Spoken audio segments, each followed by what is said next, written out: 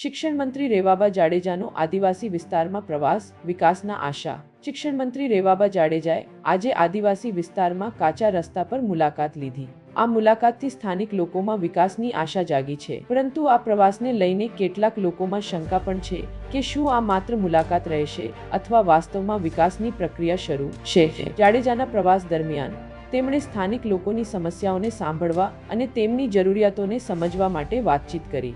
આદિવાસી વિસ્તારોમાં કાચા રસ્તાઓ અને અન્ય બેઉત્કર્ષ પર ધ્યાન કેન્દ્રિત કરવું મહત્વપૂર્ણ છે, કારણ કે આ વિસ્તારોમાં વિકાસની જરૂર છે. સ્થાનિક લોકોનો આશાવાદ છે કે આ મુલાકાતથી સરકાર દ્વારા યોગ્ય પગલાં લેવામાં આવશે, જેનાથી તેમના જીવનમાં સુધારો આવશે. જો કે, કેટલાક લોકો આ મુલાકાતને માત્ર એક પ્રચાર તરીકે જોતા છે, જેનું વાસ્તવિક પરિણામ શું થશે તે જોવું બાકી છે. અલ્પેશકુમાર રાઠોડ, NEED24 ન્યૂઝ, ખેડા.